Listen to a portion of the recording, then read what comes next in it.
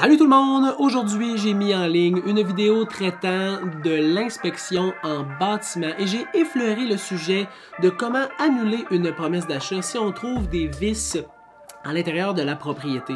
Mais comment? Qu'en est-il? Pourquoi? Ou de quelle façon? Aide-moi s'il vous plaît. Je réponds à cette question-là et je vous mets en garde.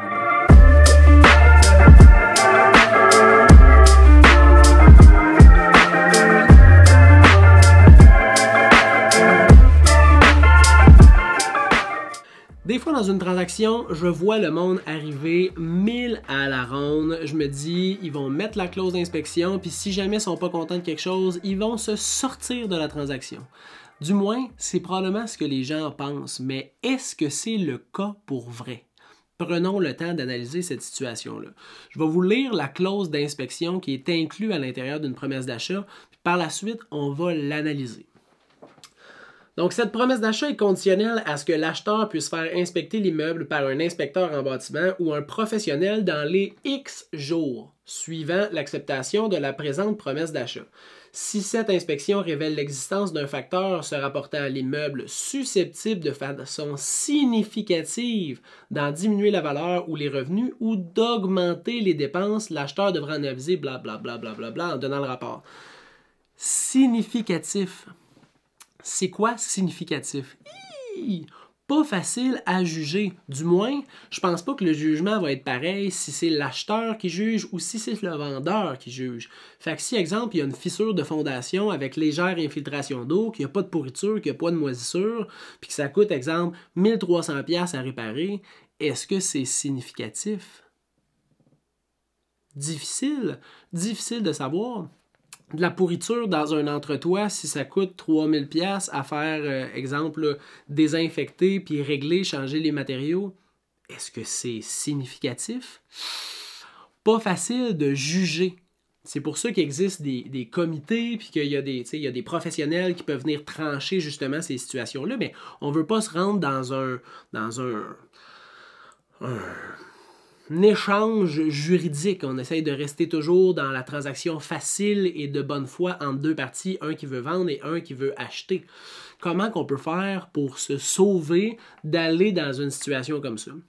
Bien, la première chose, c'est de bien comprendre la clause d'inspection. Donc, il faut que ça baisse significativement la valeur, que ça en augmente les dépenses ou que ça réduise les revenus, toujours de façon significative.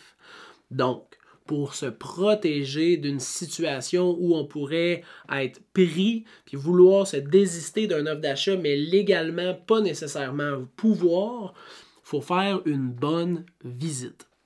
Si vous avez un courtier immobilier qui vous suit dans votre achat, ben dites-lui « Hey, j'ai un gros crush pour la maison, est-ce qu'on peut pousser plus loin? » Donc, on va regarder le bas des murs. Est-ce qu'il y a des cernes? Est-ce qu'il y a lieu de peut-être penser qu'il y a une infiltration d'eau présente? Est-ce qu'il y a une odeur d'humidité? Donc, est-ce que, exemple, là, le panneau électrique, il y a des grandes défectuosités? Est-ce qu'il semble y avoir de la pourriture, de la moisissure à l'intérieur de la maison? Est-ce que le mur porteur semble être en état? Encore là, on n'est pas ingénieur en structure, mais on est quand même capable de savoir est-ce qu'il semble y avoir un problème structurel. Rappelez-vous que les courtiers immobiliers suivent les inspecteurs lorsque leur acheteur achète une propriété. Fait que si j'ai fait 52 transactions dans l'année, bien, il y a une chance que j'aie fait au minimum 52 inspections avec un inspecteur. Donc, on a quand même un certain bagage, une expérience, une certaine connaissance qui nous suit durant les visites. Fait que si votre courtier immobilier fait le tour et dit « Écoute, visuellement, je ne peux pas voir de problématiques majeures qui pourraient freiner l'élan d'une promesse d'achat. » Mais là, par la suite, on s'entend-tu que tu es pas mal plus backé, tu te sens pas mal plus en sécurité de faire ton offre d'achat que si tu visites, pif, tu pars, après ça, tu te dis, bon, mais on dépose une offre d'achat, on va mettre la clause d'inspection, puis si je trouve un petit quelque chose, ben, on va pouvoir se désister. Ça fonctionne pas comme ça. Encore là, il faut peser là, le pour et le contre, il faut voir les deux côtés de la médaille. On ne veut jamais travailler avec un acheteur qui ne veut plus acheter. Donc, forcer un acheteur à acheter, on tombe dans une confrontation, puis ça ne sera pas une transaction le fun. Donc, c'est rare qu'on se rend là. Par contre, contractuellement parlant, il faut comprendre qu'il y a des termes utilisés, Puis il faut jouer dans le bac de sable qu'on peut jouer. Donc, il faut jouer avec la clause contractuelle dans laquelle on s'est entendu avec le propriétaire quand on a signé l'offre d'achat et que le vendeur a signé l'acceptation. C'est ça le terrain de jeu légal dans lequel on va être capable de jouer avec le vendeur.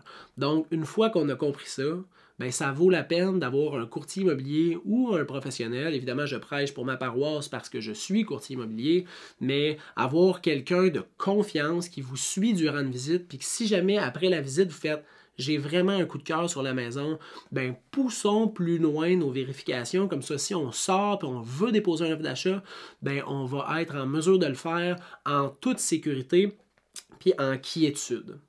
Deuxième point, ne pas mettre la clause d'inspection lors d'une promesse d'achat. C'est dangereux.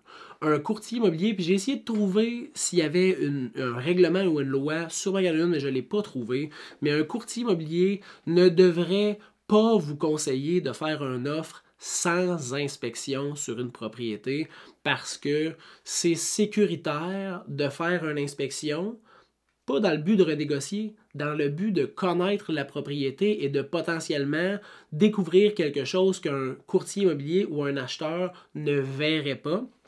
Donc, c'est plus de sécurité. Normalement, le courtier immobilier va tendre à vous rendre une transaction le plus sécuritaire possible. Donc, toujours conseiller une inspection. À partir de là, si je vous donne la recommandation ou votre courtier vous donne la recommandation de faire une inspection et que c'est une propriété 2019 qui est encore garantie maison neuve, vous vous sentez à l'aise malgré notre conseil, son conseil, mon conseil, d'aller de l'avant avec cette promesse d'achat-là sans mettre de conditions d'inspection parce que vous vous sentez à l'aise ou parce que vous voulez avoir une offre qui a plus d'impact, ben à ce moment-là, libre à vous, on va faire initialer ou votre courtier va vous faire initialiser, mettre vos initiales sur l'offre d'achat disant que l'acheteur reconnaît avoir été informé de son droit de faire inspecter l'immeuble par un inspecteur en bâtiment ou un professionnel et y avoir renoncé. Donc, à ce moment-là, nous, on a fait notre travail de conseil, de recommandation et vous, acheteurs, prenez la décision qui vous semble le plus juste. Parce que, faut le comprendre, un courtier, ça ne vend pas de maison, ça n'achète pas de maison, c'est un facilitateur dans la transaction. Donc, un petit wrap-up, super important de mettre la clause d'inspection à l'intérieur de votre offre d'achat, de mettre un délai à cette clause-là qui est normalement entre 10 jours et 21 jours, tout dépendant de votre secteur, du moment de l'année et de l'activité dans le courtage immobilier au Québec. Et par la suite, de bien comprendre cette clause-là, donc ne pas oublier qu'il est marqué de façon susceptible de significativement diminuer la valeur, augmenter les dépenses ou diminuer les revenus. C'est important de le comprendre. Donc, suite à ma vidéo sur les inspecteurs que je vous recommande et comment se passe une inspection en bâtiment, je réfléchissais et je me suis dit, je pense que c'est important de mettre une clarification supplémentaire sur ce point-là. Puis je vais essayer de faire le plus de chroniques possible sur ce qui touche l'inspection, probablement en allant parler avec un inspecteur parce que c'est un des points les plus importants.